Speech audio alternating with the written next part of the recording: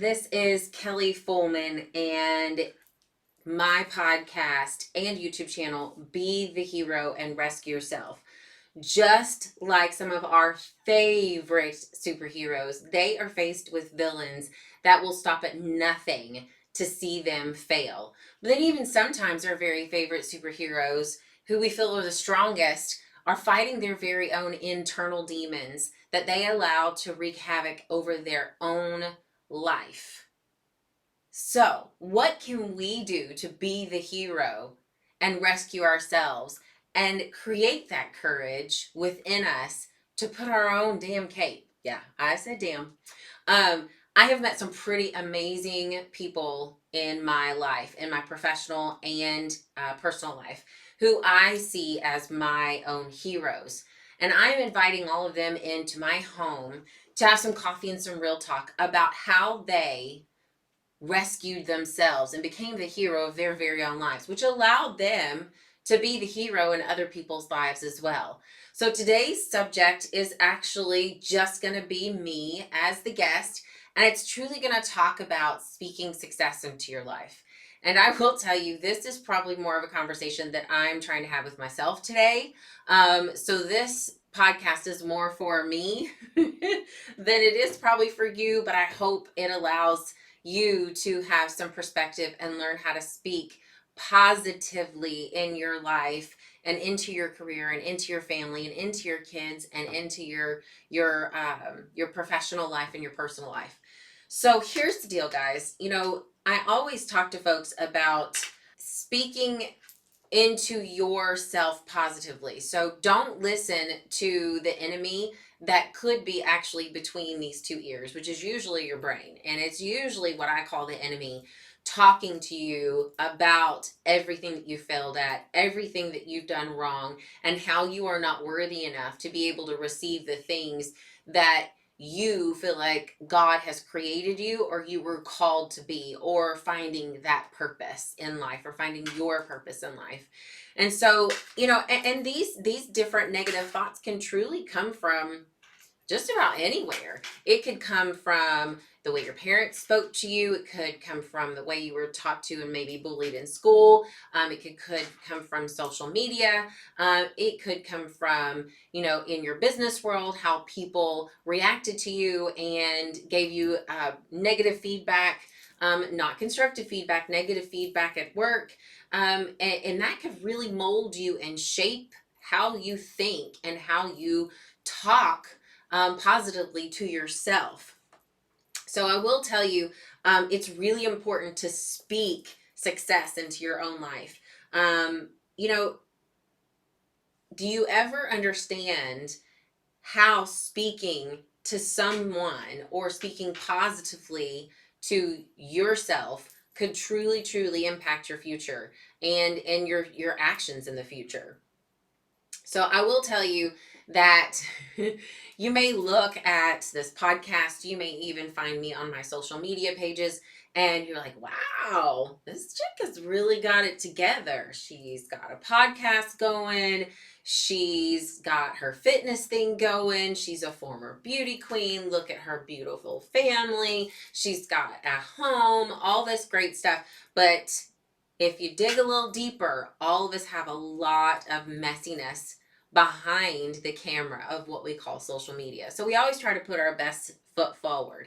So I'm going to allow you to dive into a little bit more of my story so you understand how I allowed, and sometimes still to this day, allow the negative talk that people spoke over my life affect how I saw myself, the job opportunities that I would go for, the way that I would try to apply for or try to go out for that promotion, or even how I didn't go out for that promotion or anything else in my life. So I really want you to understand that we've got to, just like I'm about to with you, revisit some of those scars and really start to kind of digest our past in order to truly overcome it. And I think we talked a little bit about that with Jessica and coming up in some of our other podcasts Really just sitting in the yuck, just sitting in the really yuck with ourselves and kind of digesting into our history and our past, and how the negative reactions to us from others have affected the way that we see ourselves, value ourselves, and talk to ourselves. So here's something that was really, really interesting. I went to church, and it was around Father's Day a couple of years ago, and my pastor was talking about Jacob and how he did not allow sorrow or sadness to overcome his son Benjamin by speaking blessings into his son. This was even when his wife died after bringing him into this world, which is a pretty tough deal. I couldn't even imagine what he was going through. So this made me kind of think of how so many times people spoke over my success in my life, and how as we receive our blessings, just as Jacob received his son, the next thing you know it, life happens, and then his wife dies. So people will have their own idea about your life, some negative, others positive. You've got to be really self-aware, to kind of overcome, when you start having those negative thoughts. I also realized that it's the enemy that is trying to distract your soul from your true purpose, your true calling, what you were made and created to be in this world, and also derail you from receiving the blessings that are already out there for you, that you don't even know yet, that you can't even see yet. So I'll tell you this: I was born to some amazing parents. Mom and Dad, I love you so much. And I was raised to become a compassionate, intelligent, and strong woman. I for sure did not make it real easy on my parents, to really truly meet that goal. The struggle really began when I was in school. Things just weren't clicking, as they should have, and my reading levels were way behind.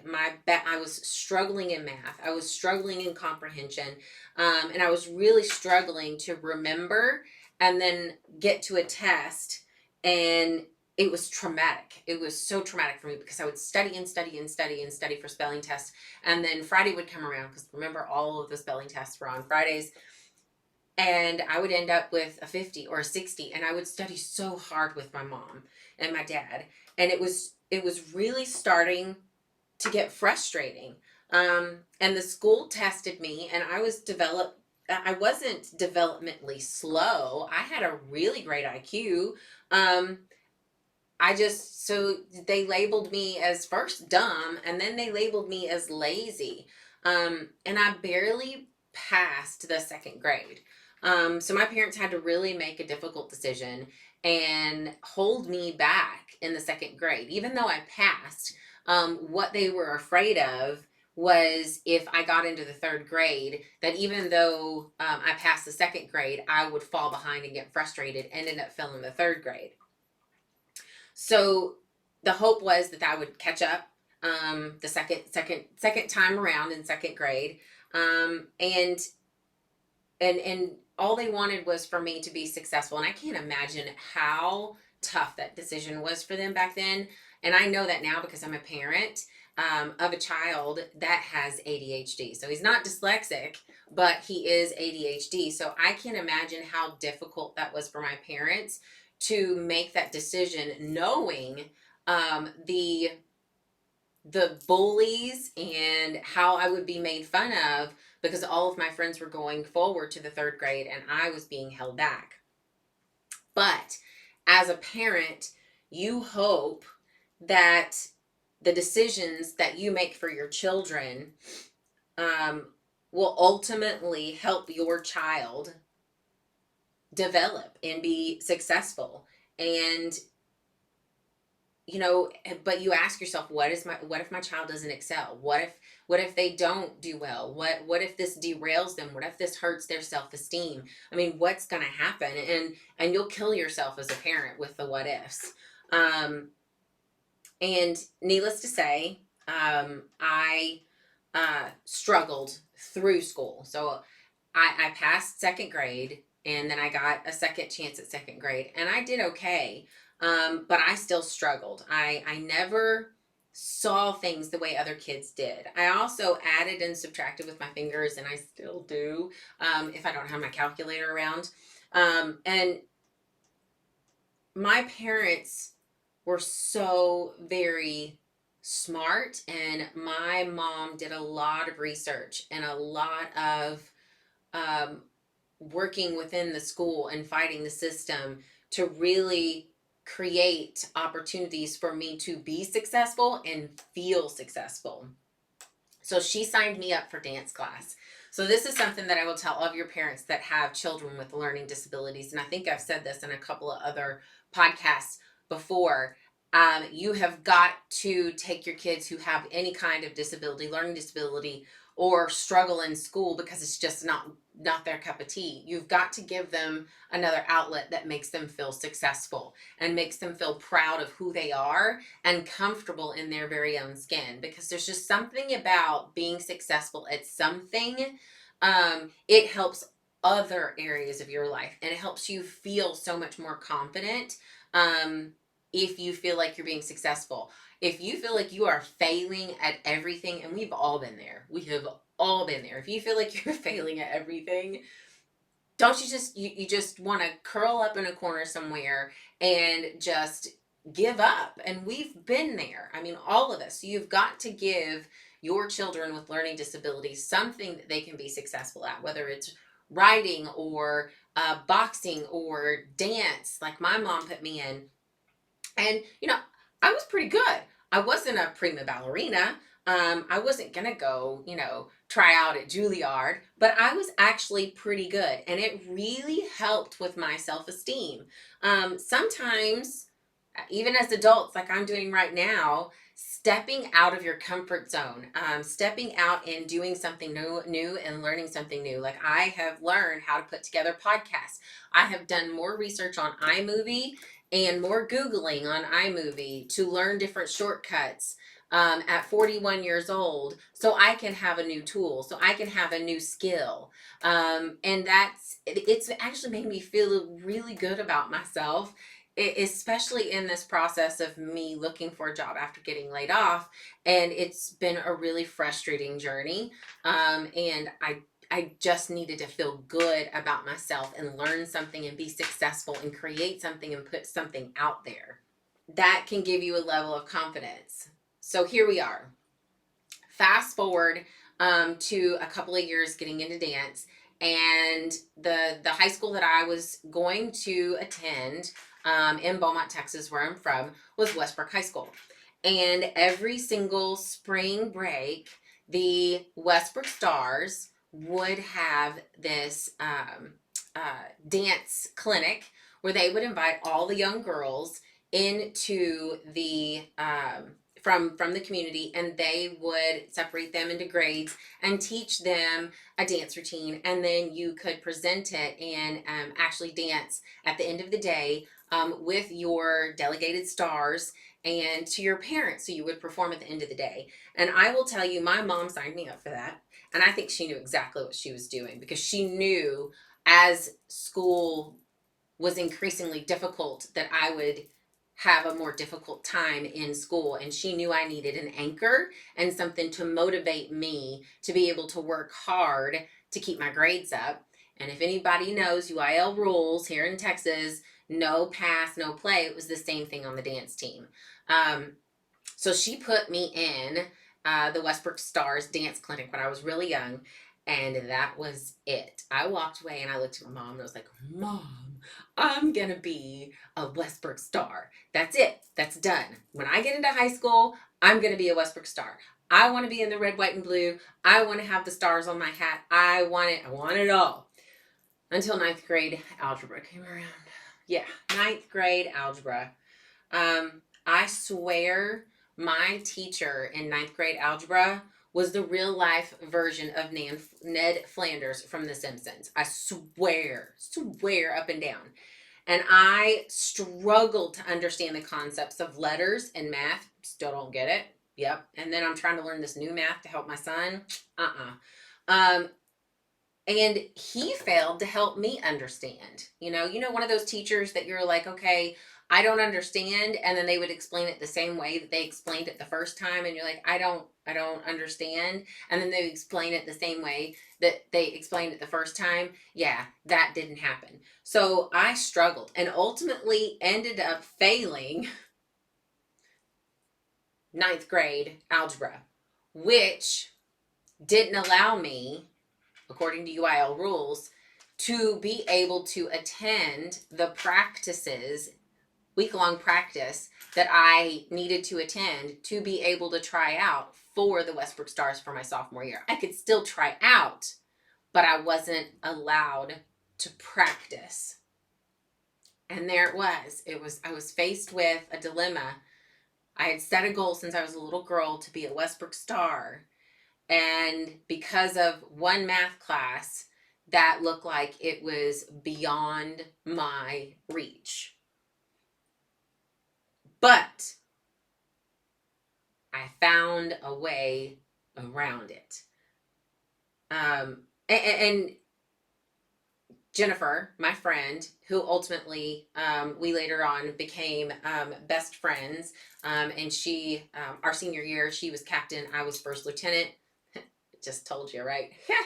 And she actually went to the practices and practiced herself, and then she would come to my house after, teach me the dance steps, along with, giving me the song that we were going to use it with.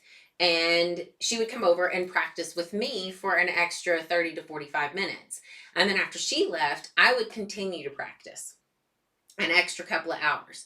And I worked my little butt off. But here's the lesson: blessings come when you least expect it. Don't think you failed when the odds are stacked against you. Know what you're on. Know that you are on the path to succeeding, and understand that this was just an obstacle, and this gave you the ability to learn how to ask for help, depend on your friends, depend on your network, and work just a little extra harder. Like I've always had to my entire life because of my learning disability. So I worked on that dance every single day until tryouts came. I remember driving myself there on my own by myself because my mom was so nervous and truly scared that I wouldn't make it. And so she said she just was sick in her stomach. I think the house was completely spotless that day, because that's all she did was scrub and scrub and scrub and scrub. And I danced my little heart out that day. I showed them that I was worth being a West Brook Star. And it took hours that day for everyone to try out and then get the results. And you guys know, if you've tried out for anything in high school, back in the past, I don't know if they do it now, but back in the past, they would all come out, they would have the paper on their chest and nobody could see, and then they taped it up on the wall, right?